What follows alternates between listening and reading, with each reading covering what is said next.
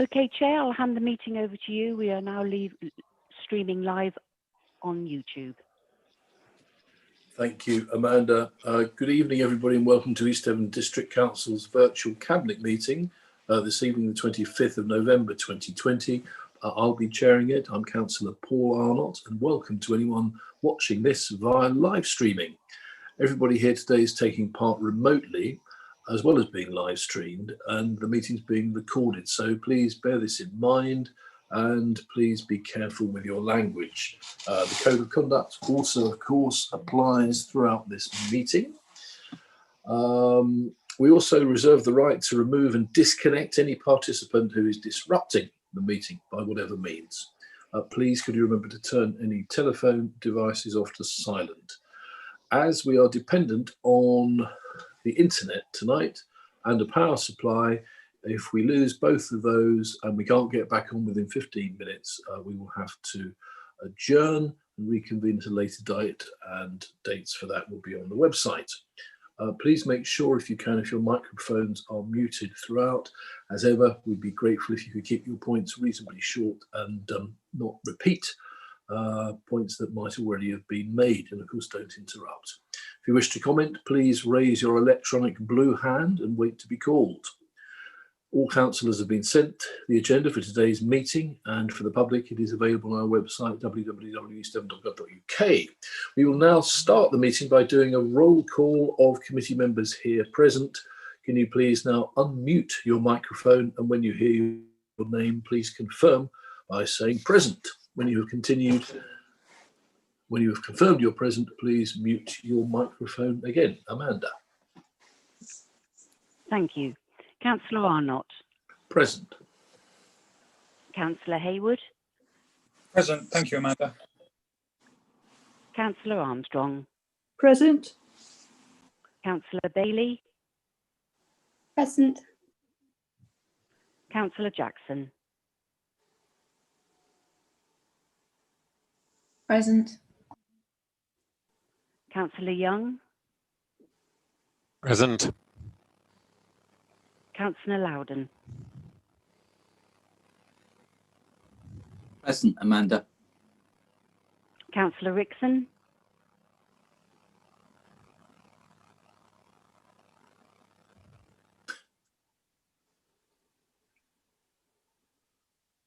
Councillor Rickson. She looks like she's having problems. She's there. Okay. Councillor Rowland. Present. I can confirm we are quorate today, Chair. Thank you, Amanda, very much. Agenda item 1 is public speaking, and I understand there are no members of the public registered to speak this evening. Agenda item 2 is the minutes of the previous meeting, which may be found on pages 3 to 11. In fact, these are 2 sets of minutes. Those are the 28th of October 2020 and the 11th of November 2020. If you are content with those, Cabinet, well, first of all, I'll ask if there are any comments. No, in which case, if you are content with those, can you please indicate by raising your blue hand? If I have, oh, sorry, if you're not content, raise your blue hand. If there are none, I'll take that as an agreement that you are happy with those minutes. Do I see any blue hands? There are none that I can see. Thank you then. The minutes of the previous meetings are agreed. Agenda item 3, apologies, Amanda. I have one apology, and that's from Councillor Dan Ledger. Thank you very much indeed. Chair, we have very recently had an apology from Councillor Bickley, who unfortunately is unwell. Okay, thank you very much for that, Councillor Loudon. We will now look at whether there are any declarations of interest to be made tonight in relation to this evening's business, and this will be done by roll call by Amanda again. Thank you. Councillor Arnott. None, thank you. Councillor Hayward. Only one very minor one in relation to item 16, the St. Tram Hall access. for what it's worth, I am a life member, loyalty, something or another, of Seaton Tramway. So there's a tiny interest there. Thank you. Thank you. Councillor Armstrong. None. Councillor Bailey. None. Councillor Jackson. None from me, thank you. Councillor Young. None. Councillor Loudon. None, thank you. Councillor Rickson. None, thank you. Councillor Rowland. None. Thank you. Thank you very much indeed, Amanda, in which case we move on to agenda item 5, which is late items or matters of urgency, and there are none this evening. Agenda item 6, confidential or exempt items. There are no confidential or exempt items which officers recommend should be dealt with in this way. Agenda item 7 is the forward plan. Are members happy to note this item?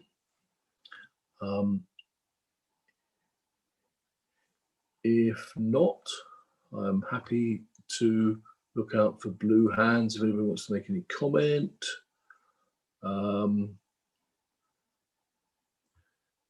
if there are none, in which case I will take it that those are noted. Thank you very much.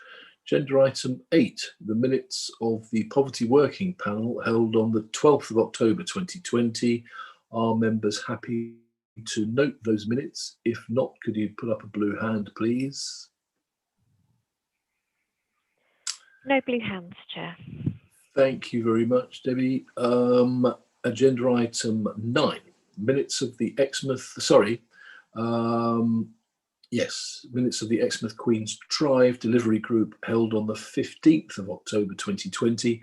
We do have one recommendation for Cabinet that will resolve in an action being taken. That is minute 6 in that agenda, which is, or in those minutes, the way forward. And it reads that Cabinet be requested to include the development of the Ocean building within the remit of the Exmouth Queen's Drive delivery group, and that the terms of reference be amended accordingly. Are members happy to agree those minutes? If not, please could you raise a blue hand?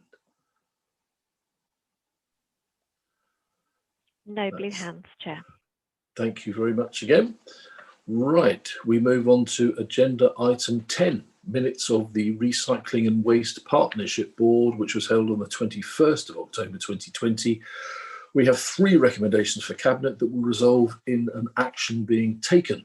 At minute 39, the Suez COVID-19 costs, that the board support the recommendation to Cabinet that the extraordinary additional costs claims submitted by Suez for costs incurred in responding to the coronavirus pandemic conditions are met by EDDC. We have then minute 40, Green Waste, quarterly accounts update. 1, that no deposit charge be made for the green waste bins, and 2, that the annual subscription charge for the green waste service during 2021 to 2022 remain at £48. And minute 42, tipping point 2 negotiation, which is that the tipping point negotiations begin now with Suez regarding collection tonnages to establish what are and aren't COVID-19 costs, and that a report be brought back to the next board meeting. I'm very glad to see a blue hand raised by our finance service lead, Mr. Simon Davies. Simon. Thank you, Chair. It's in connection with minute 39. I would just suggest that Cabinet amend or don't accept the recommendation as printed, in terms of I would hope the Cabinet would want a full report back to Cabinet to decide on the costs and determine the costs involved before recommendations are made to Council, rather than some minutes printed to just accept additional costs. Yes, that did seem quite generous. Henry, what do you suggest we should add to that as a line to express what Simon's just said? Well, I think it's exactly as Simon has said it, so that you note the recommendation, but require a further report to be presented to Cabinet. Okay, thank you very much.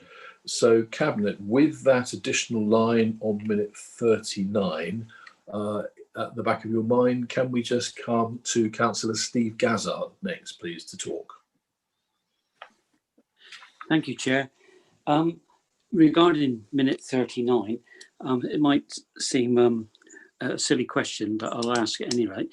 Is there any possibility that we can ask central government whether they can give us some extra money to fund this? Because obviously it's going to come from either our reserves or out of our budget. I make that assumption. Correct me if I'm wrong, please. Thanks, Steve. Simon, how are we doing? Have we had checks, postal orders coming through from the government for any of this? We've definitely recorded in our returns to government the likely costs involved, without accepting any responsibility of the costs at this stage, but just highlighting our estimate. And basically that's been wrapped up in the monies we've received in government to date of, 1.8 million, I think off the top of my head, we've received from government. So all our costs at the moment are in excess of that. So once you take government funding into account that we've received, the loss of income that we're expecting and the additional costs that we are expected to incur in year, we're still down by about 1.3 million. So not all costs have been returned in terms of government funding. Are you happy with that, Steve, or do you want to follow it up with a merciless question? No, I thank Simon for that, but it just seems a huge amount of money that we're going to have to find. I just wondered whether it would be worth trying to reiterate our case again to government via our local MPs. Thanks, Steve. Well, let's see what Councillor Jeff Young has to say about that. Thank you, Chair. Yes, it is a large amount of money, but they have had to do far beyond their own contract to cover what they've been having to do since March. And as an addition to the recommendations, I would like to suggest that we as Cabinet write a letter of thanks to the recycling and waste team at Suez for their wonderful support and dedication to provide the fantastic service throughout this emergency. Thank you. Okay, thank you very much. Henry, how do we, given that this is some minutes that we're approving here, how do we insert a new recommendation from Councillor Young to that effect? Well, I mean, to be honest, I don't think you need to. I think it would be within his capacity to write the letter anyway. But if Cabinet wanted to publicly acknowledge it, I think you could just add it to say, and Cabinet also noted their thanks to Suez and intended to write. I can formalise the wording when we get to the end of the discussion if you'd like to. Would like me to, sorry. Thanks, Henry. Yeah, don't break your back. Thank you very much for that. Councillor Paul Hayward, please. Thank you, Chair. I just wanted to, through either Jeff or through Simon, just to clarify. So item 39, the board considered a draft report seeking additional extraordinary costs. The middle paragraph says that Suez has submitted a claim for reimbursement of the additional costs that have arisen. So the recommendation here is that the board support the recommendation to Cabinet that the additional cost claim submitted be met. So for me, that's pretty conclusive. They've submitted one. The board has seen it. It's made its recommendation, and so we can pay it. But Simon, you're saying that we should now get another report. So are we now expected to pay more than the board was told about, or less? So because I haven't got the figures here. They're not in the documents. I guess it's commercially sensitive, quite so. But without a figure to work to, yeah, you're quite right. It's just otherwise this recommendation is an open checkbook. But are we expecting to pay more than the board were told about or less? Can I ask? Thank you, Simon, please. Thank you. Yeah, but so I think you're raising the exact point I was raising in terms of you haven't got information to be able to make a decision. You, Cabinet, need to know the amount of money involved and the details of negotiations in order to then make a recommendation to Council. So in terms of the amounts that have been discussed through the board, it's not an additional amount to that, it's the amount that was discussed at the board. But what we're doing is seeking legal advice in terms of contracts, just to make sure that we only pay what we have to pay. And Cabinet, whether it's a Part B report when it comes back, because it might be commercially sensitive, but Cabinet need to know the sum they're agreeing to. If I might, Chair, thank you very much indeed for that clarification. Obviously, the fact that there's some sort of legal work going on in the background makes that amendment to that recommendation very sensible. Thank you. Thank you, Councillor Hayward. Councillor John Loudon, please. Thank you, Chair. I've been very taken by the ability of my local MP, Simon Jupp, to be able to get lots and lots of money out of this government for leisure activities, for the airport at Exeter.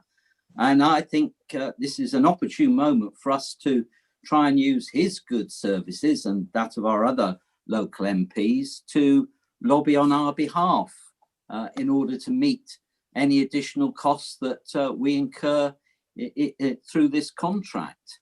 I'm not going to get a smile on Councillor Skinner's face by the recommendation that I would like to put forward, Chair, if I may. Please do. And you may have heard something similar when we discussed LED recently. So if it's accepted, then I can very quickly email the monitoring officer to let him have the words. So I would propose something to the effect of, should additional costs be identified, this Cabinet agrees to ask local MPs to lobby government on its behalf to meet some, or preferably all, of the additional COVID-related costs associated with the recycling and waste contract. Thank you, Chair. Okay, thank you very much indeed. That seems clear enough. He's going to have quite a post bag, isn't he, in his Westminster office from East Devon with these cards. Well, he's obviously very good at this, Chair. He is, and I feel bound to, since he's been named, come back out from Cabinet and invite Councillor Philip Skinner to take to the stage. Okay. Thank you, Chairman. I actually think that I know Councillor Loudon suggested the fact that it wouldn't bring a smile on my face. I think actually it's really important that we at East Devon District Council let government know what the position is. I think if they're not aware of what the position is, you're not going to get anything at all. And I think it's a very sensible suggestion. And if I might add, it's something I would absolutely very much support. And I think it's a good thing to be doing. At the end of the day, put party politics to one side. This COVID-19 is something nobody's ever come forth with ever before. And we need to make sure that the financial position that we are in is absolutely as sound as it can possibly be. And we need to make all representations through the proper channels of East Devon District Council to our MPs. And it's something I would absolutely support. I think it's a commendable thing to do and the right and proper thing to do. So I support that. Excellent. Thank you, Councillor Skinner. Councillor Jack Rowland, please. Thank you, Chair. All I wanted to do was actually second John Loudon's additional recommendation. So I think from what Councillor Skinner just said, he's just beat me to it from what he just said. So thank you for that. I would like to point out as well that in view of what Councillor Young said about writing to Suez, I did note in the minutes that he'd already said on behalf of the board, the chairman thanks Suez and the partnership team for all of their efforts and achievements during the pandemic. This was reiterated throughout the meeting by members. So I think he's already got the authority to send a letter direct from him to Suez without us having to endorse it through this cabinet. Okay, thanks, Jack. Is that acceptable to you, Councillor Young, or should we put a recommendation in this evening? Personally, I'd like the Cabinet to endorse this letter as well. Thank you. Okay, thank you very much. So, Henry, we've got a couple of extra tiddlers in here then, haven't we? We've got the thanks to Suez, and we've got the warm letter of appreciation to Mr. Jupp as well. Is our wording on that in shape, do we think? So you've got minute 39, which you are going to note the recommendation, but require a further report to be brought back to Cabinet. The other 2 minutes are unaffected. And you're also going to be noting your appreciation for the work of the Suez Waste and Recycling team and indicate the support by, or endorse the support by confirming that in writing to them. And then there's Councillor Loudon's additional wording, which I don't have to hand just yet. I put him under pressure to see if he can get it to me quickly, but unfortunately I don't have it. But what he read out, we will have and be able to include. Yeah, no, he was overcome by the excitement of it. Okay, thank you, Cabinet. I think we're clear on that. So are we happy then to agree these minutes with those extra recommendations? And if I think we better take a vote on that, actually. Let's do a green tick for yes and a red cross for no, please. Okay, for the benefit of those watching online, the vote is now taking place. And that is carried, Chair, with a full complement of 9. Thank you. Thank you very much indeed. Right, thank you, Cabinet. Moving on to agenda item 11, which is recommendations arising from the minutes of strategic planning held on the 20th of October 2020. There are 2 recommendations that will resolve in an action being taken. The first is minute 69 in 2 parts, the proposed approach to planning the production of a new local plan. 1, that the staffing budget for the planning policy team be increased to enable the recruitment of 2 additional planning officers be approved, and 2, that the support in principle, that's not quite English, is it? That the support in principle, but anyway, we can refine that. In principle, the production of a joint non-statutory plan to include a joint strategy and infrastructure plan for the Greater Exeter area in partnership with Exeter, Mid Devon, Cambridge and Devon County Councils be approved, subject to agreement of details of the scope of the plan, the timetable for its production, the resources required, government arrangements, etc.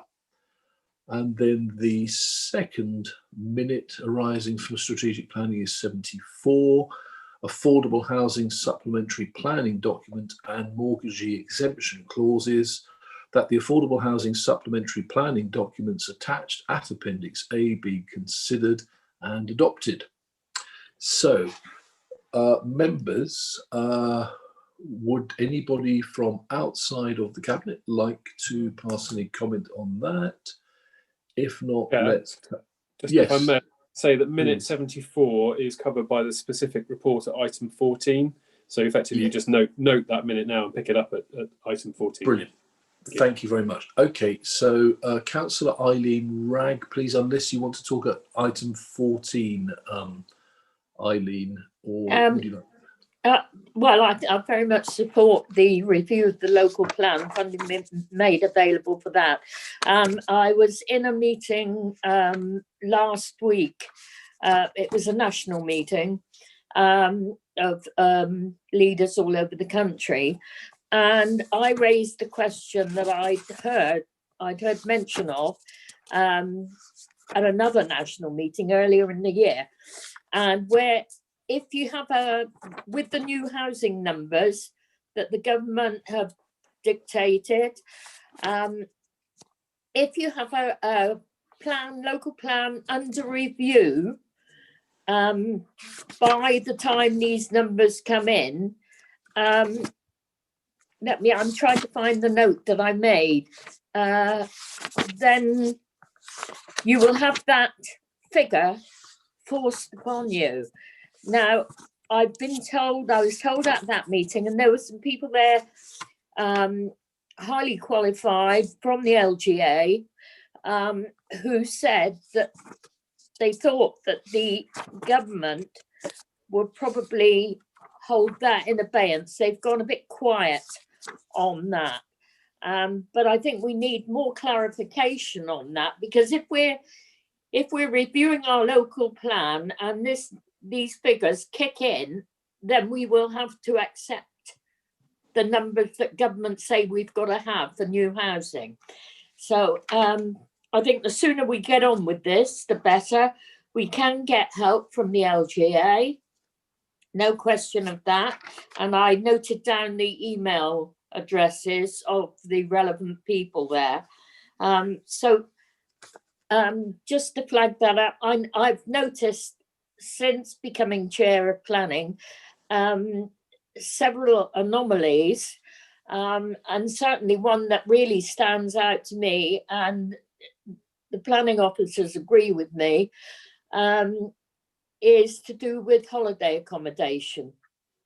And how we had one in the delegations today, where they want all year round holiday accommodation for something.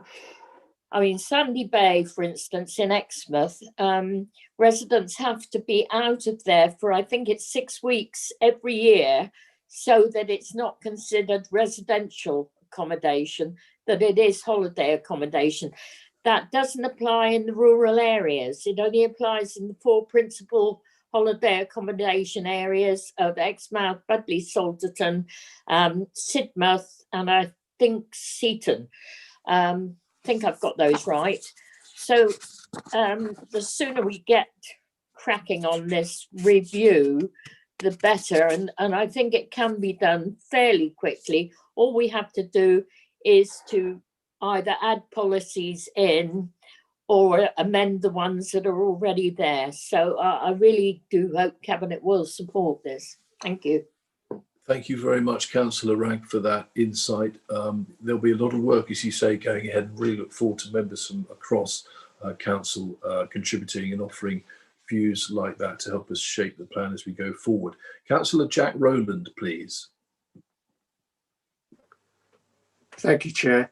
I'd be very surprised to see the government white paper proceed in its current format, having read extensive contrary views that are also coming, from example, from the Prime Minister's own constituency and Robert Jenrick's own constituency as well. I'd be very surprised to see it proceed in its current format. So I think that gives us a lot more time to be able to make the progress that we need to with the local plan.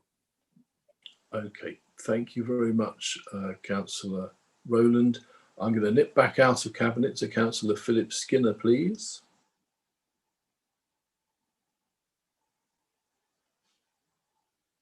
You're doing a mime act, Philip. Sorry, Gotcha. sorry. I thought I'm hoping, leader, on this point that that I'm sure it was agreed across all the political piece that the algorithm that was used from government to shift the numbers from, I believe it was something like 900 to something like 1400 or something like that, which is a grand shift, which was not agreed by or not found to be acceptable by any member groups within the council. And that is something that we are going to very much be objectionable to. And I'm hoping that I'm assuming that still stands, that particular position. And in challenging the numbers that are coming forward from the new algorithm is something that we didn't find, certainly on our side of the floor, acceptable at all. And it's something we've approached Simon Jupp about, our MP.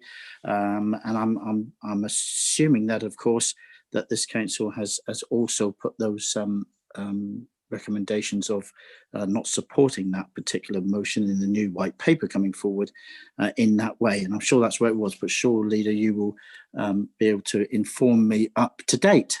Thank you. I will. I can confirm. I remember very well Mr. Freeman's report some time ago on this and our response back up to the MHCLG, and we did indeed absolutely identify the algorithm.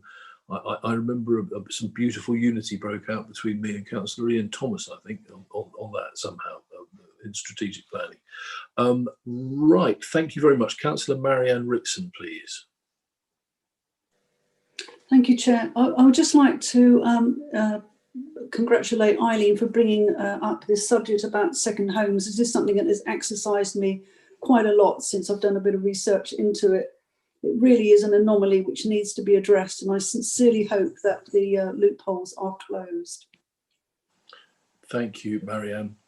Okay, so are members happy therefore with these minutes?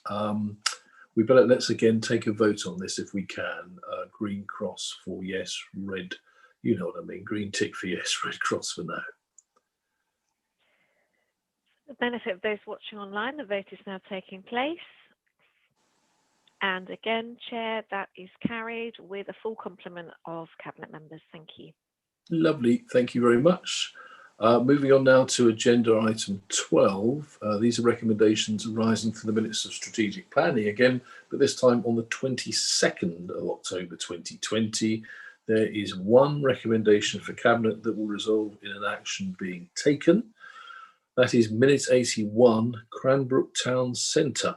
And it says that funding be made available to support the proactive delivery of the town centre based on the draft SPD master plan.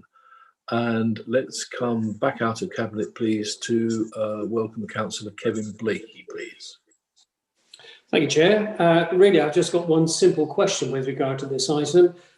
Delighted as I am to be seeing that you as a Cabinet are considering funding the delivery of the town centre. It's regarding the last phrase, based on the draft SPD master plan. Now, if you're going to take a decision this evening, presumably you now have details of the SPD master plan. Can you confirm that that is the case and that you're also aware of the level of funding that will be required? Thank you, Chair. Okay, thank you, Councillor Blakey. Now, I would love to be able to answer that for you, but Councillor Ledger is unfortunately not here this evening, and I'm scrolling through to find an officer who might be able to help with that. I might throw to Mark Williams. Eddie, can you help us with? Oh no, Ed Freeman is there. Ed, yeah. Can you help us with that? Certainly, Chairman. Well, yes, certainly. So the a draft of the master plan was included in the Agenda 2 Strategic Planning Committee. There was a plan in that report that showed an indication of the proposals we would be wanting to bring forward through that SPD with members' support. So I don't have it to hand, but it was in the agenda of that that committee. We are doing some work in understanding the actual detailed costs of delivering some of those proposals, and obviously that can be brought to members at a later date. What we were hoping was to understand members' commitment to proactive delivery of the town centre in advance of SPC's further consideration of these issues at their meeting of the 15th of December, to aid their debate and discussion about any amended proposals from the developer consortium that need to be considered alongside the SPD routes, which is obviously the alternative for doing that. But the report that went to SPC detailed that some monies are already available through the enterprise zone borrowing, where projects like the town centre could be potentially funded through monies there, which was discussed at a previous meeting of Cabinet. So there are some monies already being discussed. I think it was £10 million additional over and above the current borrowing. But really, I think the resolution was just about sounding out the Cabinet over their commitment to this potential project. Thank you. I wonder, I'll come back to Councillor Blakey if he wishes in a second. I wonder if it might be an idea to insert a couple of extra words, in principle perhaps, that in principle funding be made available, in which case that still gives us latitude, doesn't it, as we move forward and we discover more over the next few weeks. Just a thought. Kevin, do you want to come back? Oh, you've muted yourself. I have to, beg your pardon. Yes, thank you, Chair. No, that's fine. I think it'd be interesting to see the Cabinet's view on this, and one assumes that the Cabinet is also aware that, according to comments by officers previously, that we are talking about a figure in multiples of tens of millions of pounds here. So it is quite a commitment, and looking forward to a positive response. Thank you. Okay, thank you very much, Councillor Blakey. Can I come to Simon Davey, please, next?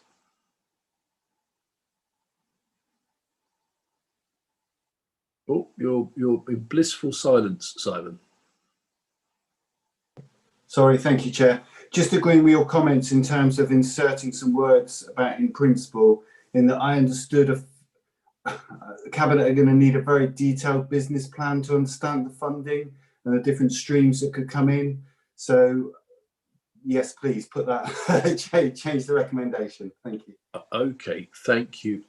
Coming next to Councillor John Loudon, please. Chair, if you need someone to propose your amendment or to second it, I'm happy to do either, because I think it is quite a useful amendment. I think the whole of this recommendation and the report, I think it's important that the residents, the good burghers of Cranbrook, understand this administration's intent and desire to try and finally deliver for them a town centre, and a town centre that does actually work for them and not necessarily just for the developers. So I hope that message can go back through the ward councillors, through the town council, because this is a commitment, a significant commitment, as Councillor Blakey has indicated, to the residents in Cranbrook. We want to sort this out once and for all now, for their good, for their better good. Thank you. As you say, Councillor Loudon, as Councillor Blakey, this is a long and winding road, this one. But yes, I'd like to reiterate the commitment, and we must continue to explore these routes. So you're suggesting that we insert in principle between that and the funding. So in other words, it would be that in principle funding be made available to support based on, or we could put in principle at the end, which reads better. No, let's go in principle funding. Let's do it like that, I think. Jess Bailey, please. Thank you. I'm just looking at the recommendation, and to me that doesn't appear to give a fixed and binding commitment to any set amount. So I don't know whether it's necessary to have additional wording in there.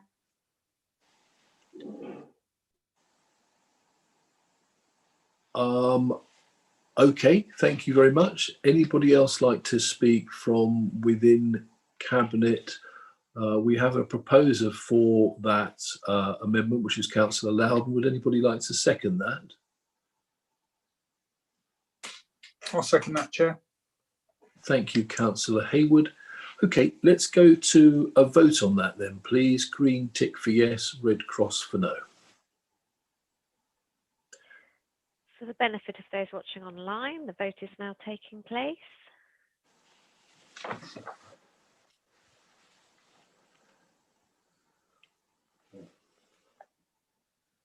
Okay, I have 7 for that proposal, Chair. No against, no abstentions. Okay, thank you very much indeed for that. Right, moving on then to agenda item 13, the minutes of the Scrutiny Committee that was held on the 5th of November 2020. Straightforward here, are members happy to agree these minutes? I'm happy just to put those through unless I can see any blue hands raised.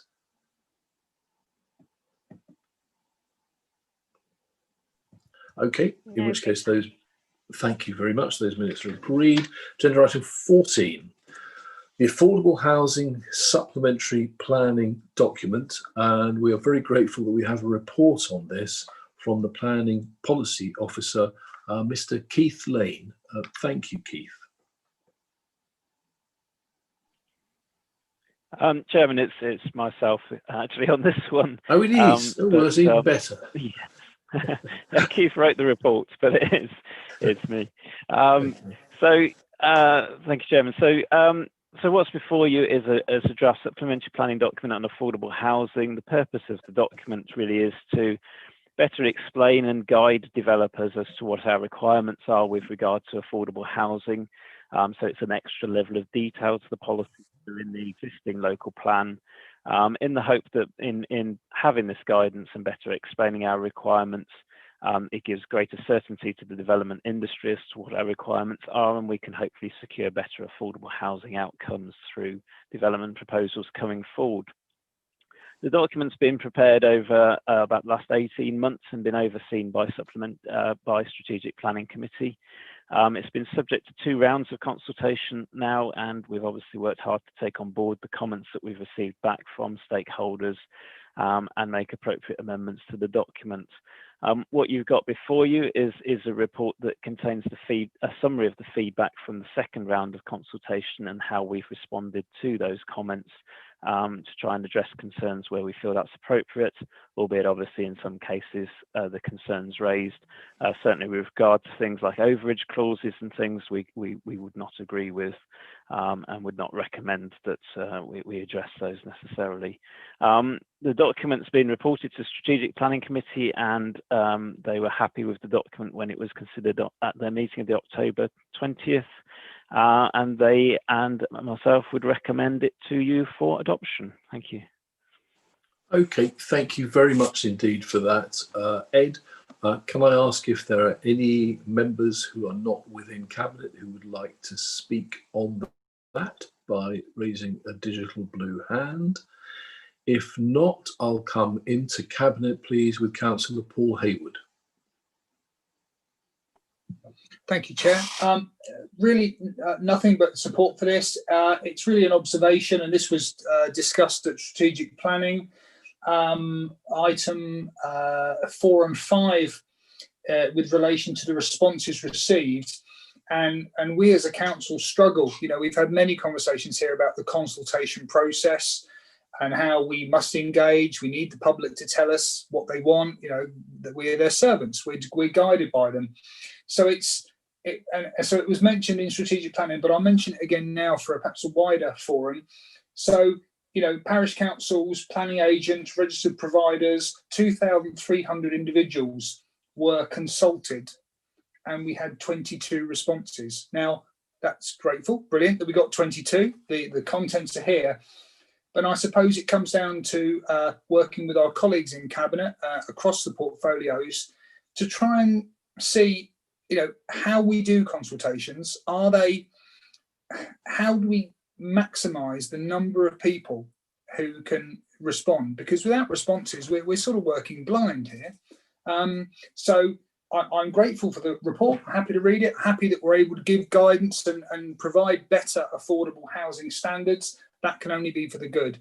But I'm just wondering amongst all of us how we make consultations, and I'm loath to say more exciting, but more appealing to people that they want to respond.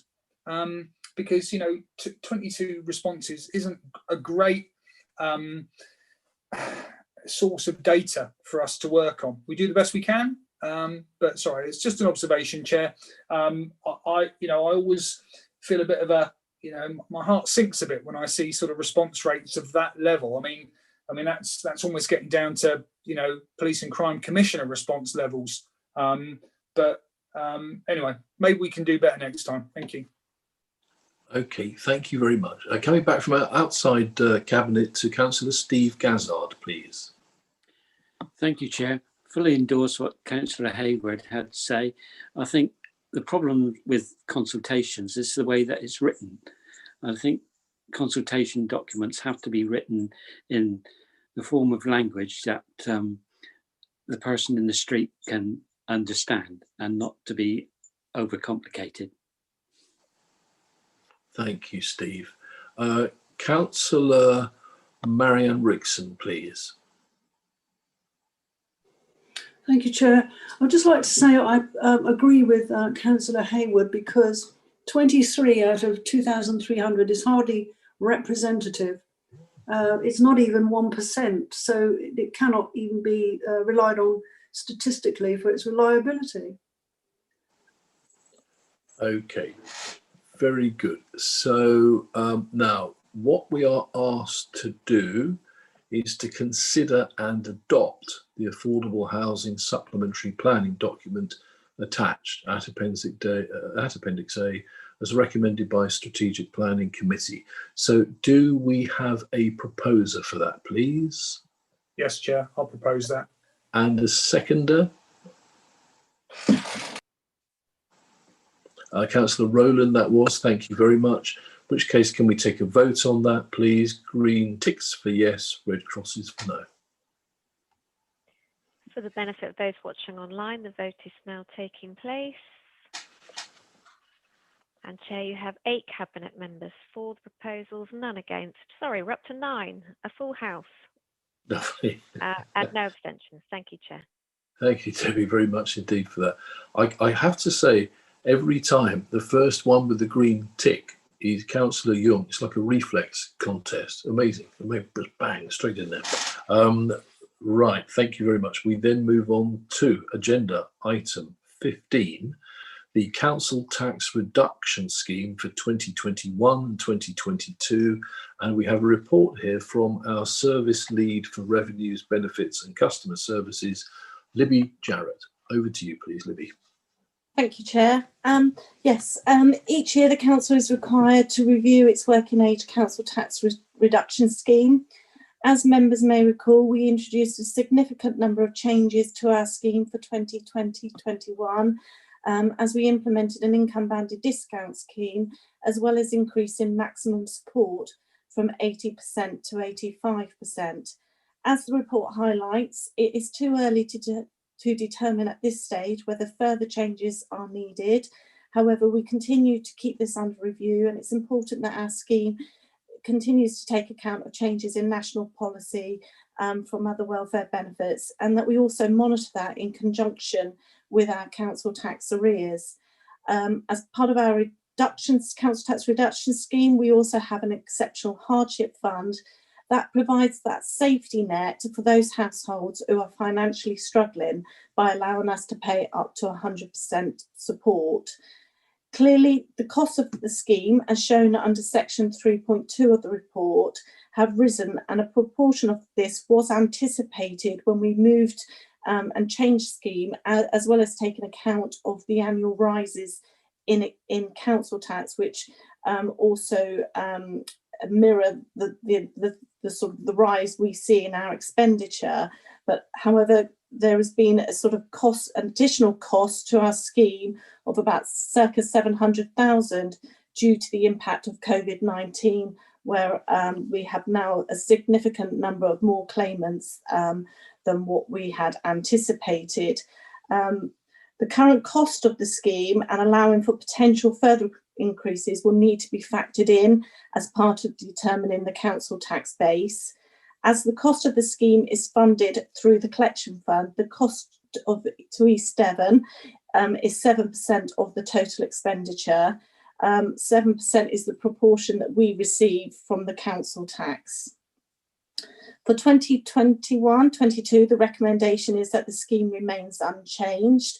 And in relation to the second recommendation, I thought it would be useful to show how our caseload has changed due to the impact of COVID-19. So although not necessarily relevant to approving the scheme, nonetheless important to highlight the impact. So cases have risen by just under 30%. Table 2 in the appendix shows how the caseload has risen across the 4 different demographics.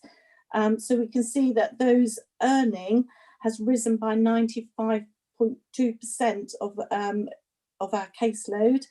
Households with children, they've risen by 40%. Households with a member in receipt of a disability benefit, 34%.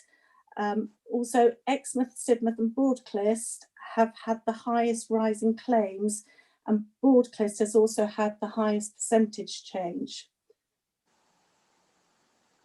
Thank you Thank very you. much, Libby.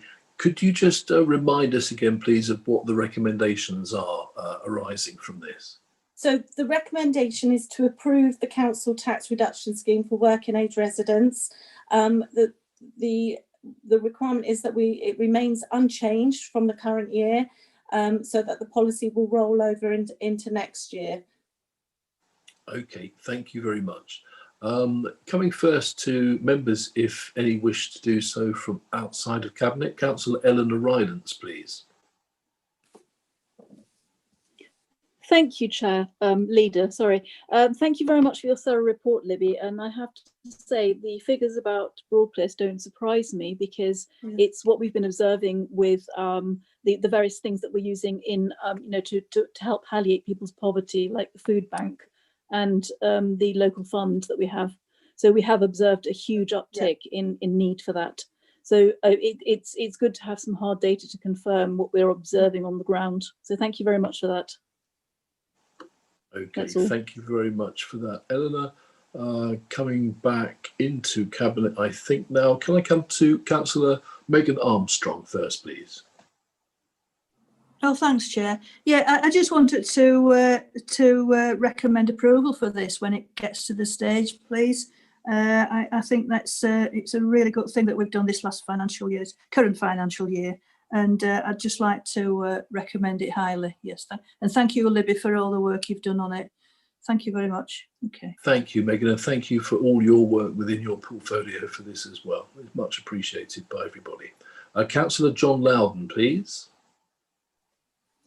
Thank you, Chair. I wanted to come in on the points that Councillor Rylance and Libby had talked about latterly in her presentation. And I found it quite alarming, maybe too strong a word, or maybe not strong enough. Just looking at some of the increases that we've seen over the last 12 months in caseload. And in particular, I looked at those employed up by 95%.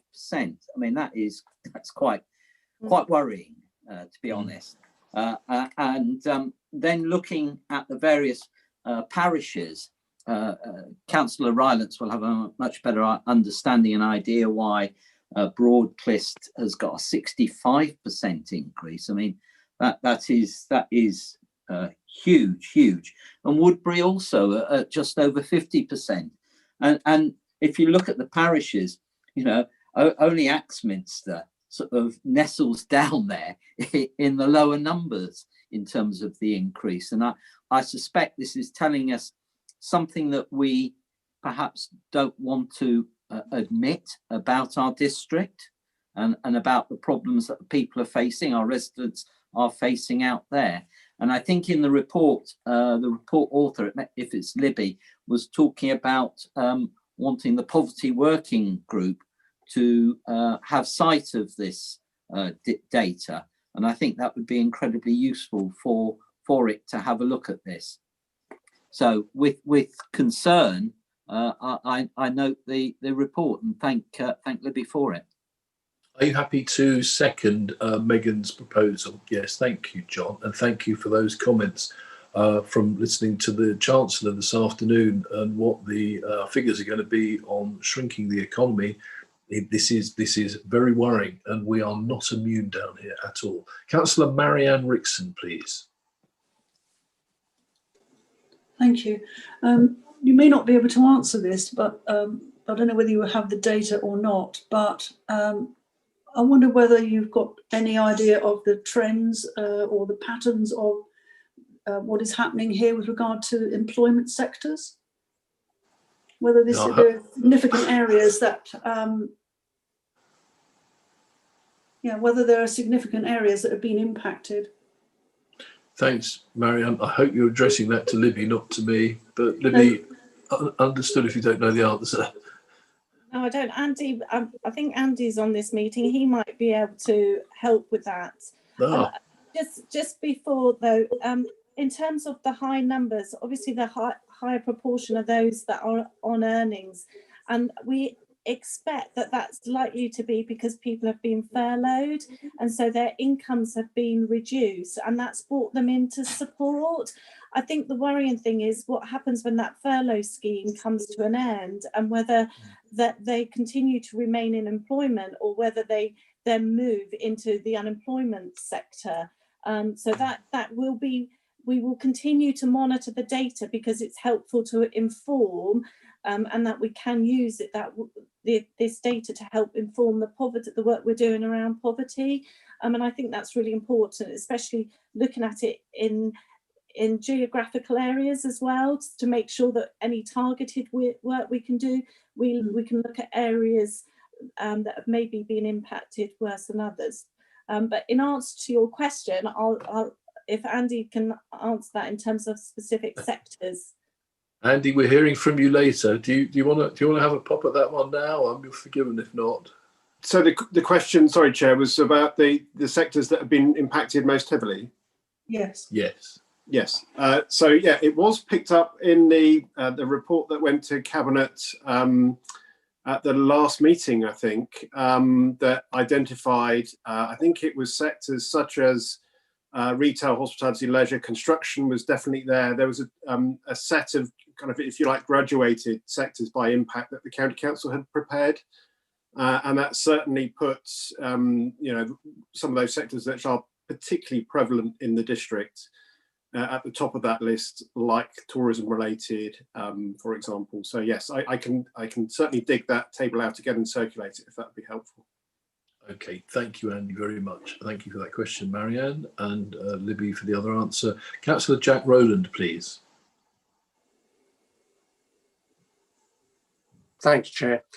I was actually going to move and second the recommendation that was being made here.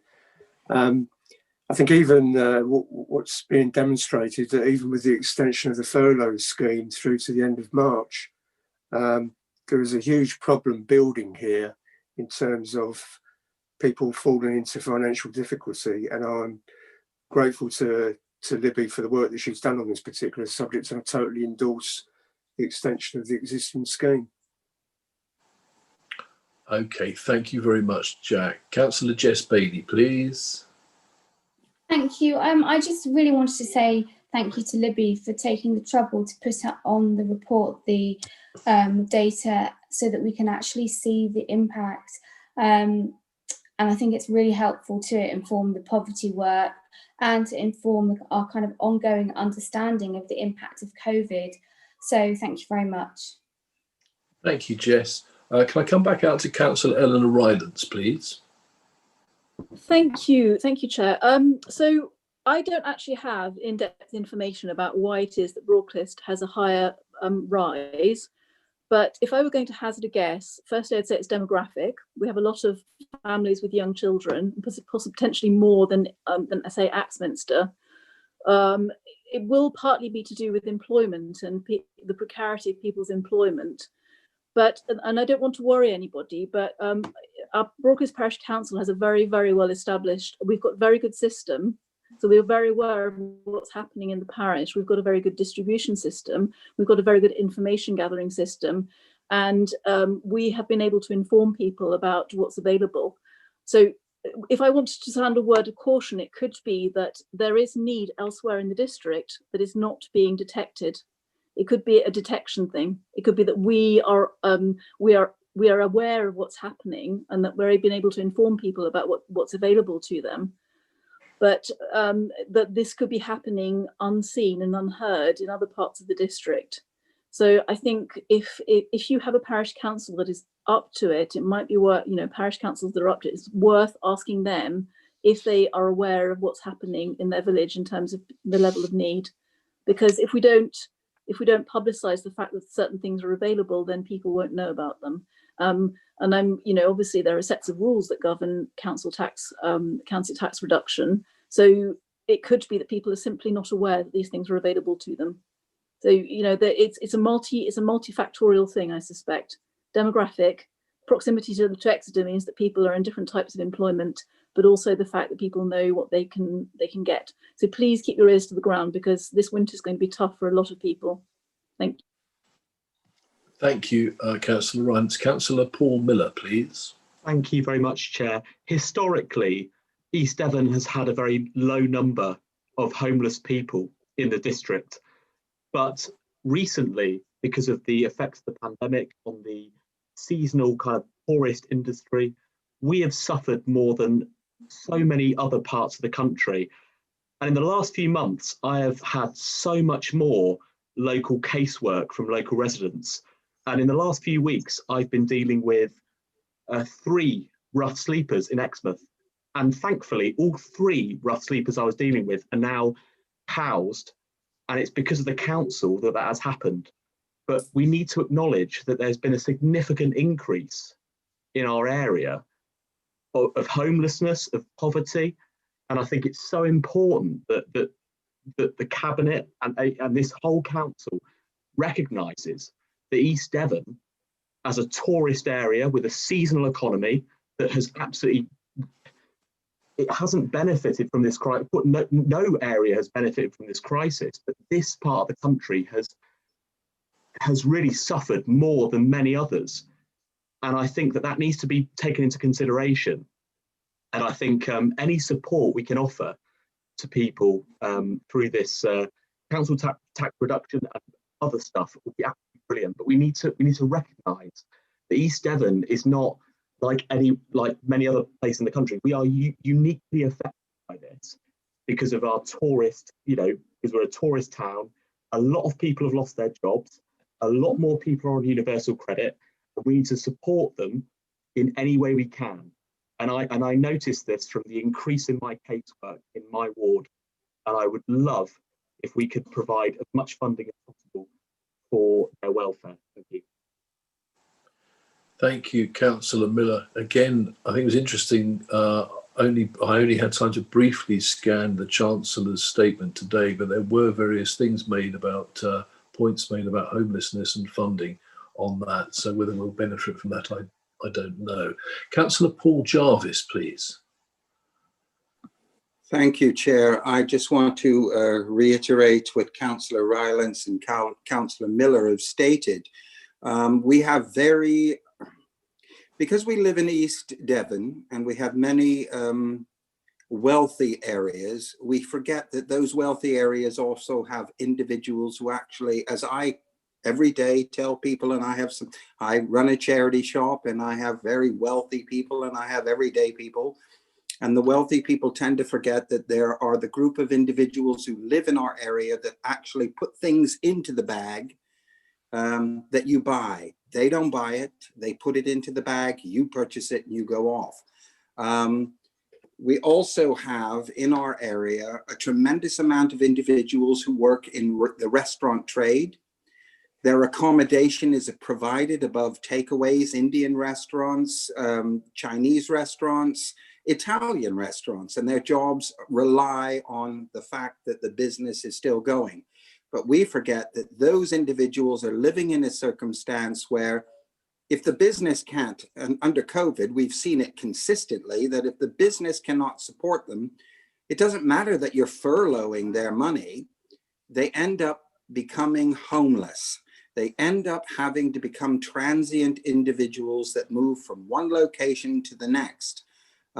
Unfortunately, I live in Budleigh, which people consider to be an extremely wealthy town. But as I said, 50% of the population are the ones working in the co-op, the Tesco, the Spa, the charity shops. They're the people who work in the restaurants, serving on the tables, and they are one step away from being homeless. But the thing I want to focus on is those individuals whose accommodation comes with the job that they have. Over and over again, we hear whether it's somebody working in a pub or working in a restaurant, their accommodation is there, but once the job is gone, they have nowhere else to go. And those are the things that we need to be reminded of in this community, that yes, whilst we have many wealthy areas, we still have the rest of the individuals who live here, work here, support us. Thank you very much, Councillor Jarvis. And as we move out of lockdown, let's point out there's a local shopping opportunity in his charity shop in Budleigh Salterton. Go on down for your Christmas presents. Thank you. Councillor Fabian King, please. Thank you, Chair. 2 points. One is that we are meeting as things progress. So we're meeting a crisis that is exacerbated by two things. One, the last few years, the economy has been surfing on readily available credit, and credit bites you in the backside when you lose your job or when you're on furlough with reduced earnings. And that really takes you down, and you get to a point where you start to be in the corner with nowhere to go. The other point is, when you get a well-populated community where the proportion of people who are in that predicament is large, then the circulation of wealth that keeps the economy going in that locality fails. So we're hit by a double whammy, I think, and we need to know that it's not a linear decline. There are a couple of deep, sudden drops, like falling off a step. Thank you. Thank you very much, Councillor King. I think that's all the people who wish to speak. We've had a proposer and a seconder for these recommendations. Can we go to a vote? Green tick for yes, red cross for no, please. For the benefit of those watching online, the vote is now taking place.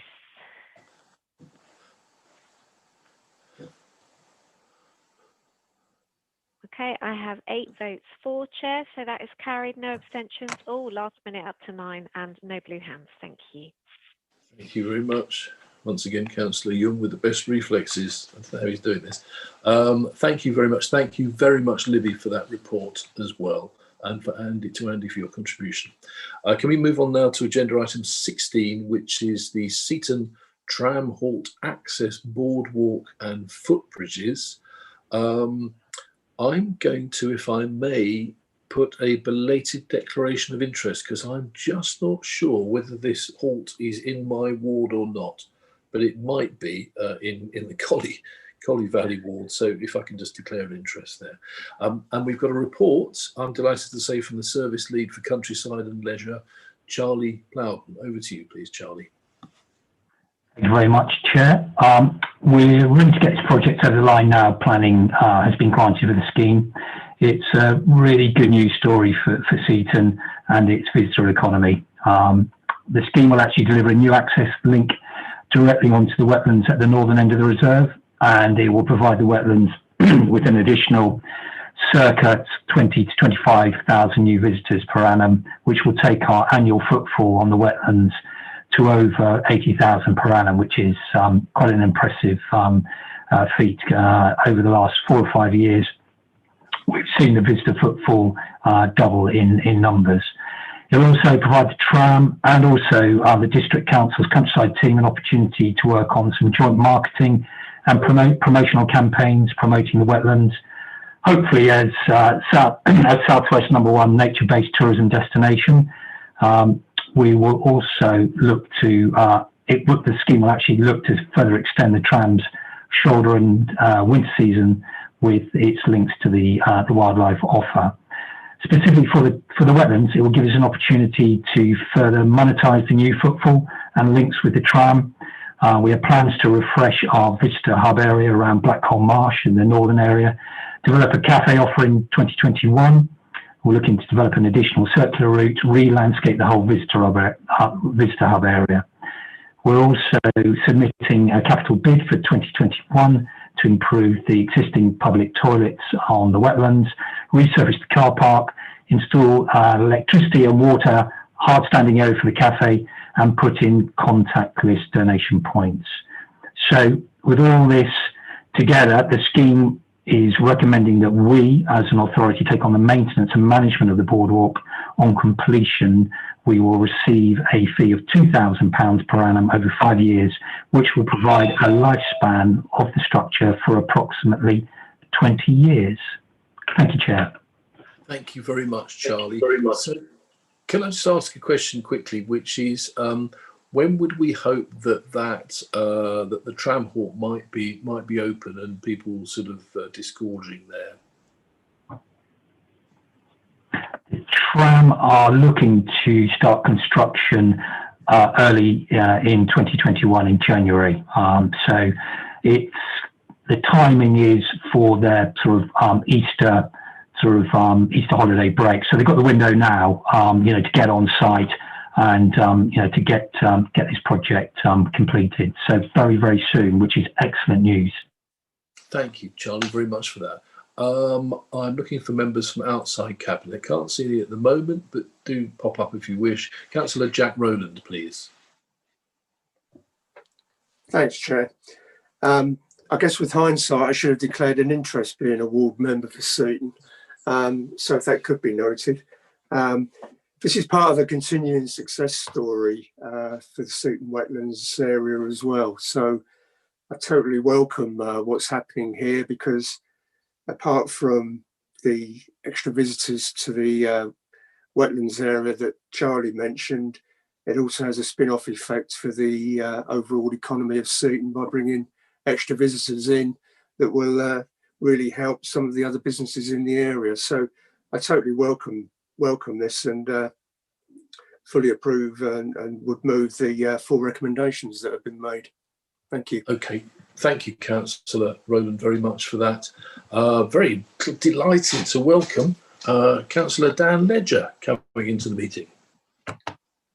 Thank you, Chair, and sorry for being late. I had another meeting that I've just got back from. A lot like Councillor Rowland, just to echo a lot of what he says, I think this is about joining together a lot of Seaton's largest assets and just adding to the economy within Seaton. So happy to second Councillor Rowland's recommendation. Thank you, Councillor Ledger, very much. Councillor Jeff Young, please. Thank you, Chair. I do like good news stories. This is great for our award-winning Seaton Wetlands and carry on the good work that the country team is doing. Thank you. Okay, thank you very much indeed, Cabinet. We've got a proposer and a seconder for that. Can we go to support the recommendation by a green tick for yes and a red cross for no, please? For the benefit of those watching online, the vote is now taking place.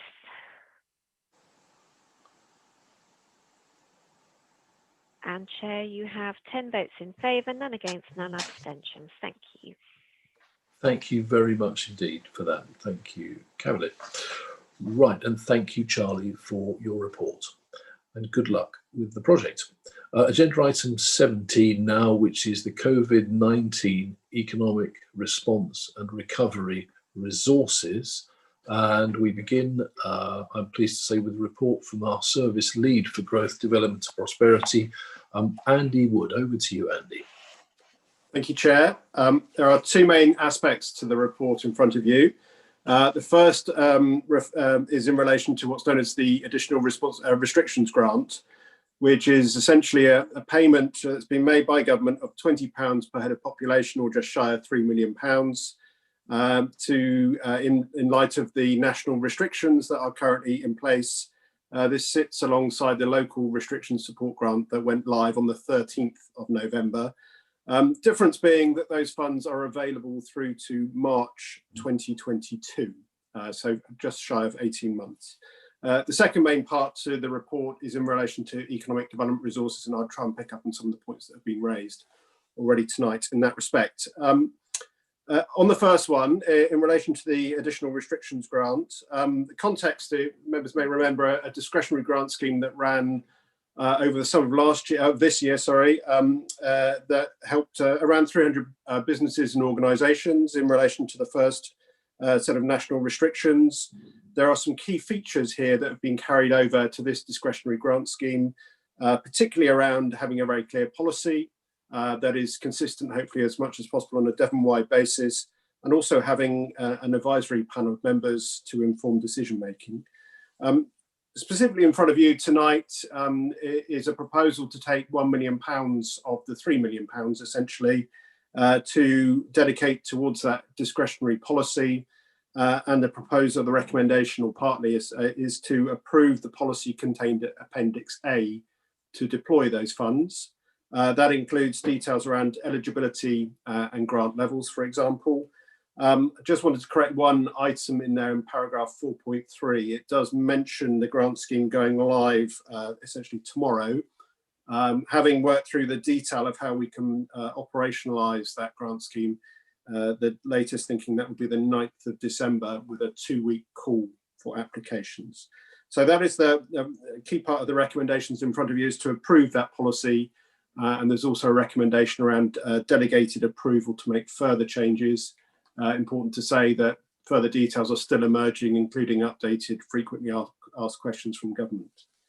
The second, another key related part in relation to the £3 million of funding is that how to use the balance of those funds. A key difference to the funding that was made available for the discretionary scheme in the summer is that there was a very clear deadline for those funds, whereas here potentially it can be used on a much more strategic basis to support recovery through 2021. So a key part of the recommendation is to use £1 million, a further £1 million out of the £3 million towards strategic projects, with further details to come back to Cabinet about how that could be made to work in the district.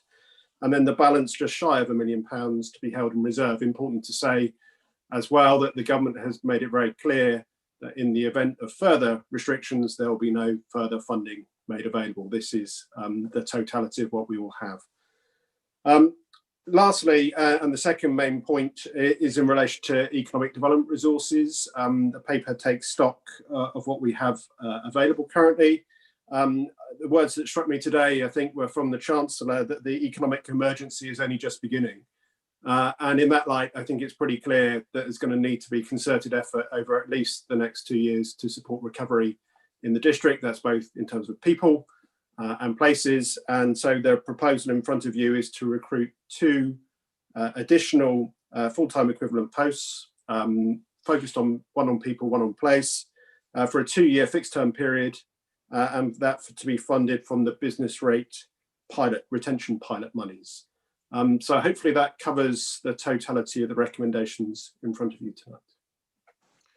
Thank you very much indeed, Andy. Can I invite anybody who is from outside Cabinet to raise a blue hand if they wish?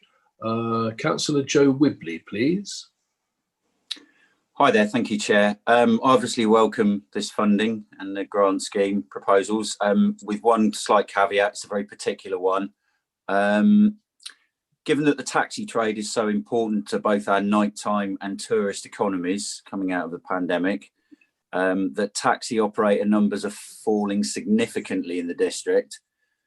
And bearing in mind the latest government guidance, which offers no grant help for taxi drivers experiencing hardship due to their significantly reduced trade, they've been offered loans rather than grants, and mainly because they can carry on trading. There just isn't the trade for them to have. Is there any scope for for this future grant scheme to help the sector? And given that, due to the rules imposed on this, I already know the answer to that we can't use this. Will Cabinet back the letter from the Licensing and Enforcement Committee lobbying local MPs and central government for specific funding for this group of individuals, because they seem to slip through every gap in terms of receiving financial help? Because, as I say, they can carry on operating. It's perfectly okay for them to do so, so they're not eligible for help, but there isn't the trade for them. And we've had communications, I know some of my colleagues have had communications as well from local taxi drivers who really don't know where to turn. So would Cabinet be willing to back that letter? Thank you, Chair. Thank you very much, Joe. I don't know if you're near any technology, but could you whiz through a wording that you had in mind to Mr. Gordon-Lennox, and we'll have a talk about that in a minute if okay, that's fine. Yeah, we'll do that. Thank you very much. Right, coming back out now, I think who've we got on there at the moment? I'm just looking for Councillor Steve Gazzard, please. Thank you, Chair. Can I say that I fully endorse what Councillor Wibley has had to say. This is a group of individuals that are clearly falling through the net, and I would support what Councillor Wibley has asked for Cabinet to do. Unfortunately, I don't have the paperwork for item 17, so the question that I'm going to ask may seem irrelevant, but it's not to me. We're going to as I understood what was said, we're going to put £1 million in, keep it in reserves. Now, I find that a bit strange, because surely we should be giving this money out now, because people desperately need that money now, not keeping it into reserves to see what happens later on. But perhaps I understood it wrong, Chair. Okay, thanks, Steve. Andy, can I come back to you on that and just to give a bit more background on that, please? Yes, thank you, Chair. Can I also just quickly answer the taxi question as well? Yes, please. Thank you. Thank you. I've just had a bit of guidance from Rob Murray, who's done a lot of work on this as well. So essentially, the policy is targeted at business that can demonstrate significant impact on their business in terms of turnover, for example, when there's a benchmark figure given in there and a kind of 25% drop in income. And so under that criteria, taxi businesses, operators that have experienced significant decline in income can demonstrate that significant impact and therefore would be eligible under the terms of the policy. So just wanted to clarify that point. I think the wider question was, why are we holding money in reserve? And I think that there's three things going on here. One is to get £1 million of the £3 million out to the local economy to eligible businesses as quickly as possible. And that clearly is an imperative given the impact that's currently being felt. Secondly, was to utilise £1 million to support wider recovery initiatives to help us drive us out of recession during 2021. And thirdly, yes, I did use the word reserve. It was meant in the sense that if we enter into further national or local restrictions, and I'm particularly mindful of what might happen tomorrow, for example, then the government has clearly indicated they will not be making further discretionary funds available. So we're trying to hold some money back to cater for that eventuality. Whatever happens, we need to make sure that is deployed to best effect by the end of March 2022. If that makes sense. Okay, thank you very much indeed for that answer, Andy. Can I come back out to, we've got Councillor Paul Miller from outside Cabinet, please. Thank you very much, Chair. Very quickly, there are some councils that are offering specific bespoke support grants for licensed taxi drivers. And I'm looking at one now, Doncaster Council. Apply for a licensed taxi driver support grant payment. What I'm trying to say is that I've had a taxi driver come to me in my ward who cares for his ill wife. And I think that he is struggling, and I don't think it's not his full-time job, but he relies upon that kind of his work. And yet he wasn't aware of of this kind of this funding, this discretionary funding. Is there any way, Chair, that we can, using our knowledge of the taxi drivers in our district, because of course our licensing committee, our licensing team have a very good knowledge of all the licensing, all the taxi drivers in our district, can we not let them all know that this funding is available? Because otherwise, I fear that a lot of them won't know it is available. So, that would, I'm not in the Cabinet, so I cannot propose that amendment, but I feel as though if there's any chance that they could be made aware of the funding through an email from our officers, that would be absolutely fantastic. Thank you. Okay, thank you, Councillor Miller. I think we can probably, I'm aware that our comms department will be listening in tonight, and so I'm pretty sure they'll be able to pick that up. And then together with officers consider how to publicise that in the public domain, but perhaps also send off to key stakeholders in that area email messages. Right, so coming back in, are we back into Cabinet now? We are. Councillor Jack Rowland, please. Thanks, Chair. A couple of points I wanted to make, and also put forward an additional recommendation. The points I wanted to make, picking up on what Steve Gazzard mentioned about the £925,000 balance, in the guidance has already been issued. That's actually going to last us through till March 2022. So that's the reason why that money is being kept out. I know Andy explained that, but I just wanted to reinforce that message. And of course, we're agreeing tonight what this scheme will be to be able to publicise it as soon as possible. So I would hope, apart from the communications that will be coming out from the council, that it's beholden on all of us as individual councillors to use social media to forward on those messages as well, so that message does get out to a wide as audience as possible. I know with the statutory grant part of this that Libby and her team actually made contact with each individual business to inform them of this grant as well. So I think our communication on this to date has been very good in terms of publicising what's available. But I agree that as much as possible, we can do a lot as individual councillors to reinforce that if we agree this scheme this evening. The additional recommendation I wanted to put forward is in connection that there does exist a risk that when the government announces which areas are in different tiers, that there is a possibility that East Devon could move into tier 2 later this week. The chances of that, I agree, are fairly remote, but there is that possibility.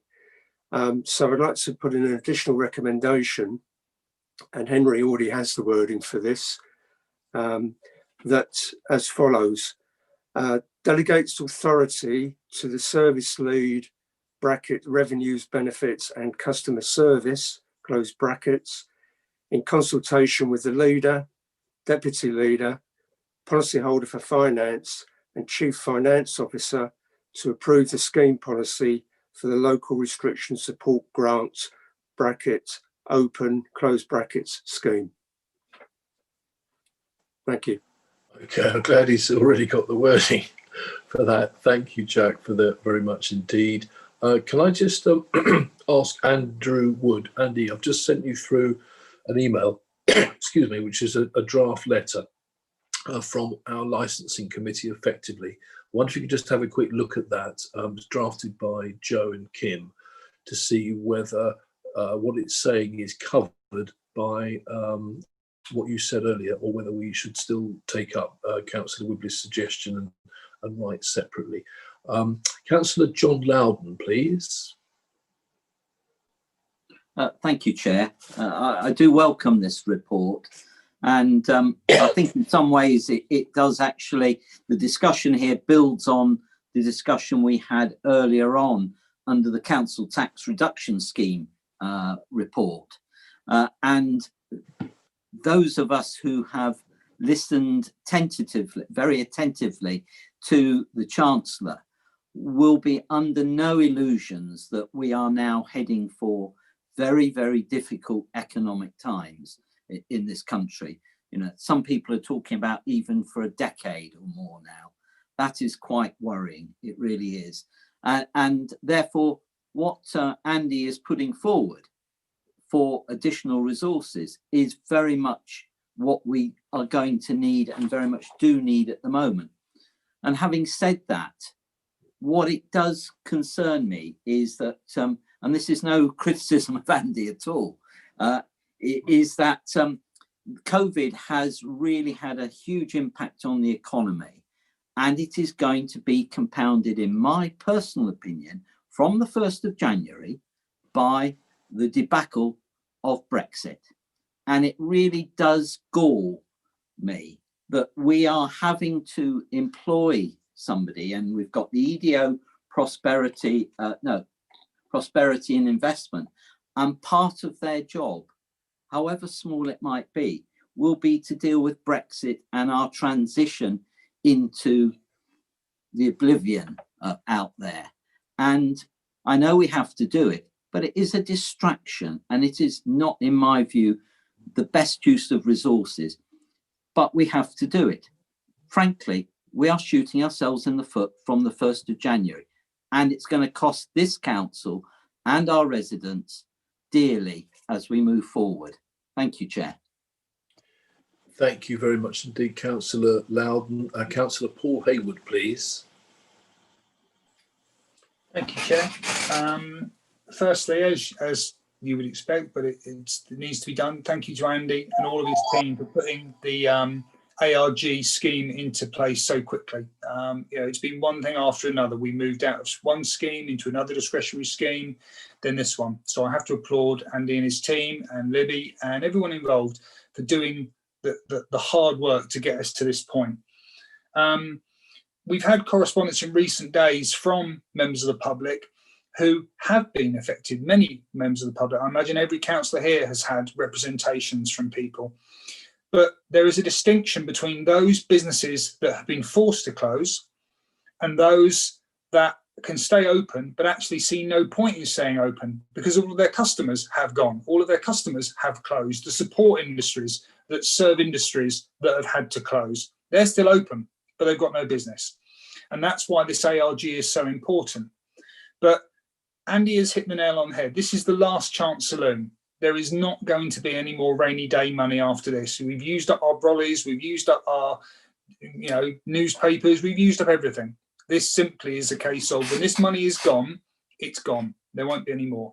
So I'd be quite open to members of the Cabinet, and Steve touched on this, Councillor Gazzard earlier.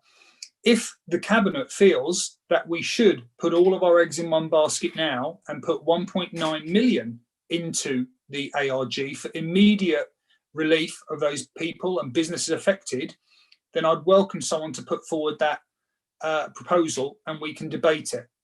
I myself believe that what has been proposed is sound and it's sensible because we do not know what's coming. Now, if there are additional restrictions, and Councillor Rowland alluded to it, then his very sensible additional recommendation will kick in. But on the back of that, there will still be people who don't qualify for that. So this additional holding back of 900,000 is eminently sensible. The middle portion is required. What we haven't been able to do so far is have any strategic innovation money available to help businesses. Now, some businesses don't need the physical cash in their pocket, but what they do need is investment. They need the scope to be able to do things. We have some incredible innovators in East Devon, and we can now tell them, you come up with an idea and we'll consider it. We'll back it if it's viable. Now, that idea might actually be the seed that allows our economic team to do incredible things. And it will come from a member of the public. It will come from a business. But unless we nurture it, we won't ever find out. It will just stay as a thought in the back of someone's head. So I applaud these recommendations. I applaud the extra recommendation put forward by Councillor Rowland. And I'm not even going to pause. I utterly endorse the additional 2 officers because it's using money creatively that's there to innovate. And I think as Councillor Loudon has alluded to, it's a distraction that those officers, if it's approved by this Cabinet, will have to deal with another fallout. Businesses that are trying to do their very best are just getting hammered from every side through circumstances not of their own making. Years gone by, if a business makes a bad decision, well, that's you as a businessman, or a businesswoman. You stand by your decisions. Everything happening now is completely out of the control of our businesses, our shops, our commercial enterprises. They are victims of this, and there's no point pointing the fingers for COVID anywhere. It's happened. We're dealing with it. As for the 1st of January, well, there are fingers to be pointed, but I think that's not for this discussion, but it will be an impact. And on the back of where we are now, it's going to be an impact. So, Chair, again, there may be some other speakers, but I am happy to propose the recommendations as published, plus additionally Councillor Rowland's recommendation, and move on. Let's get on with this. Let's get the money out. Now, I recall being part of the last discretionary fund panel, and I thank all the members from across the parties who sat in meeting after meeting for us to get that money out of the door. This is the key. Get the money into people's pockets, but be sensible as a council and understand that we're going to hold some of it back for what is inevitably going to come. And I say inevitably, you know, we all hope it doesn't, but it's almost inevitable. And together as councillors, we will support East Devon. Our officers, the councillors, will do the best for East Devon and try and ease the pain of what's coming. Thank you all. Okay, thank you very much, Councillor Hayward, who is proposing that we have those recommendations with the addition of Councillor Rowlands. I'll come to the matter of taxes in a second. I'd like to particularly welcome again, as happened last time, that the consultation group that makes the decisions on this does include 4 members from outside the administration. It's really important, and their work was much appreciated last time. There was a huge deal of consensus. Andy, I don't know if you've had time to consider further Councillor Wibley's point about taxes, and I'm just trying to understand whether in fact taxis might be covered or whether we should be pushing ahead to try and get them included in some way. Thank you, Chair. What I was going to suggest is guide members to paragraph 3.7 on page 5 of the policy at the appendix. Effectively, that paragraph does 2 things. One, it prioritises certain types of applications from the retail, hospitality and leisure sectors, including the event sector, but also mentions about proactive communication. And I think that covers both points that have potentially been raised in relation to taxi. So if we could insert a reference to taxi operators in that paragraph, it would also simultaneously pick up on the point around communication as well. Okay, and just to confirm for the slow of learning, so we believe that actually, as it now stands, licensed taxis are able to apply to this scheme and not as was feared that they were not able to. That's my understanding, Chair, yes. Okay. Sorry, Chair, could I just say, yes. would that be individual taxi drivers as well as sort of larger operations, or? Yes, subject to the eligibility criteria, that would be, yes. Okay, are they likely to be able to meet them? That's a really difficult question to ask at this point. Sorry, Chair. Yes, okay. Shall I keep going, Chair? Yes, please do. And if you, I think Libby wants to come in as well here. Yeah, Libby's looking keen. Go on, let's give you a break, Andy. Libby, let's go with you. I was only going to say, to add to what Andy said, what they will have to demonstrate is that they've got fixed costs. The additional restrictions grant isn't there to provide a supplement income loss. It's there to help support loss of, to help cover those fixed costs. So obviously the costs of running those taxis, they will have overheads. So provided they will be able to demonstrate that, that's what the grant is there for. What the government have made clear in the FAQs that literally came out 2 days ago was that they need to make that distinction. It isn't there to supplement losses in income, because the government have made provision with other schemes, such as the self-employed income support scheme, and there's another scheme as well. So yeah, there is that distinction. Okay, so effectively this will cover some of their costs, but not the loss of income. It's not to cover loss of income, it's to cover the loss of fixed costs. So as long as they can demonstrate that in their application, which, you know, they will have costs because they'll have licensing fees that they will have to be paying to maintain their cars and running those cars. So they will be, I'm sure they will be able to demonstrate those fixed costs. Okay, so effectively the letter still stands, Chair, but also we can let taxi drivers know that they can apply for it for these costs. That's great. That's real clarity. Thank you. Okay, so thank you. So I'm just trying to see how we might include that as a recommendation. In effect, Councillor Wibley has drafted, coming out of the Licensing and Enforcement Committee, a letter to Simon Jupp to explain this difficulty and how people may fall between the cracks. We haven't all had the benefit of reading the letter. I have. I mean, Henry, how can we include some wording on that in one of these recommendations? Sorry, Chair, I wasn't thinking necessarily of a separate recommendation. I was thinking that you would just have a separate one saying that Cabinet also endorsed the letter that the Licensing and Enforcement Committee had agreed to send to government in relation to taxis in particular. Perfect. Thank you. So simple when you say it like that. Okay, thank you very much. Right, let's have a look and see if there's anybody else waiting to. Councillor Jack Rowland, please. Thanks, Chair. I just wondered if I could ask Councillor Miller an additional question, because he mentioned about taxi drivers being specifically being given help by Doncaster Council. I just wondered if, from what he was looking at, is that from this same government fund, or is it an additional fund that they've actually set up from within their own financial resources?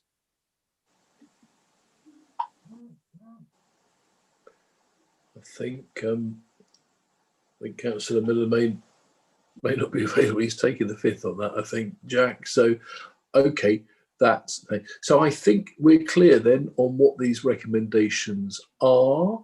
Committee, Chair, I see no. Chair, Yes, can I please. come back in on that? If I may, I'll just read that press release that Councillor Miller was alluding to. I think he may not be able to pick up on this if his internet's going in and out. Taxi drivers licensed by Doncaster Council can now apply for a small business grant to assist them financially during the coronavirus pandemic. Now, this doesn't allude to any specific reference to loss of income or those fixed costs that Libby alluded to. But to support taxi drivers, they can apply for a one-off payment of $500. This payment will be made from the 30 million funding provided to Sheffield City Region to support the region's businesses. So the press release is a little bit ambiguous because that 30 million pounds, Sheffield's a lot bigger than us. That could be part of the ring-fenced ARG, or it could be another scheme. Again, I think what we're doing, we've confirmed that we can support, and I think we're just about to recommend that we will send that letter. So I'd hope Councillor Miller is reassured that within all the finances we have, we'll do what we can for that particular sector. Okay, thank you, Councillor Haywood, for that. Thank you, Councillor Rowland, as well. And as you say, Sheffield City is a much higher tier than where we are, and they will be getting a lot more central funding, quite naturally, with a very big population. Right, so committee, can we go to a vote, please, to agree on these recommendations with a green cross for yes and a red tick for no, please? For the benefit of those watching online, the vote is now taking place. And Chair, that's unanimous with 10 votes. Thank you. Right, fantastic. And again, thank you so much for, I'm aware of the deep thought that's gone into this from Andy and Libby and other officers as well. So thank you so much for helping us understand this further tonight. Agenda item 18, towards zero carbon development in the West End. I hope he's had a time for a gargle, because we have a report from the Service Lead of Growth, Development and Prosperity again, Andy Wood. Thank you, Chair. So very quickly, this relates to a paper that came to Cabinet in September. You may remember the outcome of a feasibility study looking at how to get the Cranbrook development and potentially wider areas of the West End to zero carbon through the district heating network, which was started 10 years ago, and about what the energy source for that might be. There was a presentation before the Cabinet meeting from Bruce Geldup from WSP, who undertook that study. We are now moving forward, as it says in the paper, with an application to the government's Heat Network Investment Programme, which is a big capital programme to support an application to facilitate that solution, essentially a connection to a forthcoming energy from waste plant to utilise waste heat. And the report seeks an exemption from standing orders to allow the continued, if you like, use of WSP to support that further technical work. Thank you. Okay, thank you very much for that, Andy. Do we have anybody who would like to speak on that or ask any questions from outside of Cabinet with a blue hand? If not, would anybody inside Cabinet like to speak on that, if only perhaps to make a proposal? We've got Councillor Paul Haywood. Thank you, Chair. I was just going to do exactly that. It's one of these proposals that is, to use that expression, a no-brainer. We have the funds set aside already, they're available, and this could potentially, this is, as I said, substantial scale, seeking in excess of 5 million. Well, if we pull that off, that is a fantastic return for money we already have set aside for such a thing. So I think we should just press ahead. WSP have done, I say, wonderful work. They proved their worth. Let's just crack on. Thank you. Okay, thank you very much, Councillor Hayward. Councillor Marianne Rickson, please. Thank you. He beat me to it. I would like to second this because obviously it's a no-brainer and it's very beneficial to our district in terms of reduction of CO2 and meeting our objectives of climate action. Thank you so much, our Climate Action Portfolio holder. Right, we have a proposer and a second of the committee. We have nobody else who wishes to speak on this. Can we go to a vote, please, with the green cross for yes and sorry, green tick for yes, red cross for no. Okay, Chair, you have a unanimous agreement with that proposal of 10. Thank you. Okay, thank you very much. Thank you again, Andy, for that. And then you'll be very pleased to know, everybody, we get to our final agenda item for tonight, agenda item 19, resources in the Democratic Services team. And I'm pleased to invite a report from our strategic lead for governance and licensing, Mr. Henry Gordon-Lennox, please. Thank you, Chair, Leader. Yeah, so I think the report's fairly self-explanatory, actually. I'm not sure I need to add much more to it, but I am happy to answer any questions as may arise. Lovely. Okay, thank you very much, Henry. That's how I like my reports. Would anybody like to ask any? This, I think, has been quite well chewed through elsewhere already, but very happy to hear from Councillor Jack Rowland, please. Thank you, Chair. Could I just ask Henry, I wasn't entirely sure whether the salary range that was shown for the grade 6 post was just purely salary, or is that the total costs? Yes, I should know that. I think Simon might be better placed to answer that one. I can't remember if that's with the on costs or not. I suspect it's with on costs. Yeah, just to confirm. Simon, the whole of the purse. Sorry, to confirm. What was the answer to that, Simon? Sorry. That includes on costs. Sorry. Did you catch that, Jack? I heard Simon say it does include the ongoing on costs as well. Correct. So thank you for the clarification. Thank you. Okay, thank you very much, Jack. Councillor John Loudon, please. Thank you, Chair. I think it's important, as we've done on other items, to recognise the additional workload that has come the way of staff, particularly here in Democratic Services, as a result of COVID, if nothing else. And we in addition, as an administration or as a group of collective group of members, are also putting additional burden on them by our demands for further and extra panels, working groups, etc.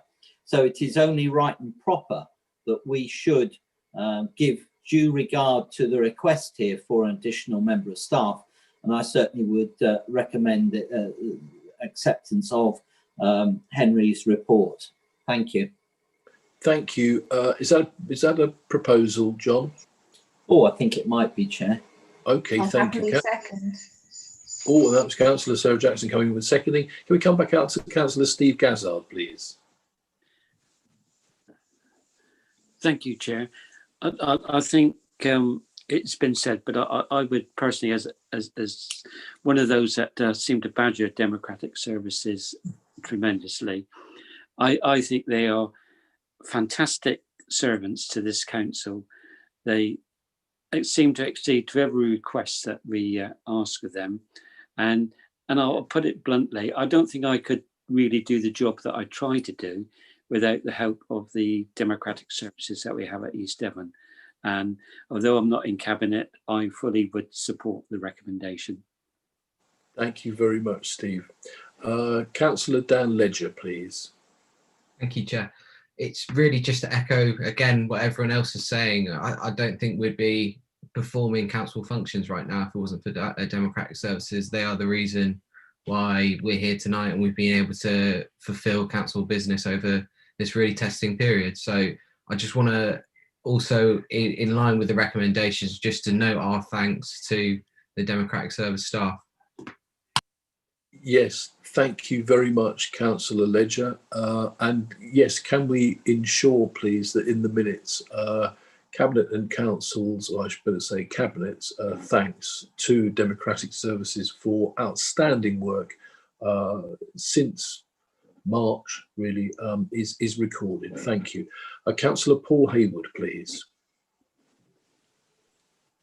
Thank you, Chair. I'm just going to, if I may, abuse my position here on behalf of all of the parish and town councils. For those members who aren't aware, Democratic Services are also operating on behalf of the parish and town councils, because every time a parish or town council holds a meeting, a notice has to be posted, and that's additional work. That's additional work that goes backwards and forwards that wasn't being done before. So I wholeheartedly support that, but I don't know if there's a way, there probably isn't a mechanism. So on behalf of all the parish and town councils in East Devon, an additional thanks to Democratic Services for doing what they're doing. It's very much appreciated. Thank you very much. And can I ask as leader that that be noted in the minutes as well from Councillor Paul Hayward.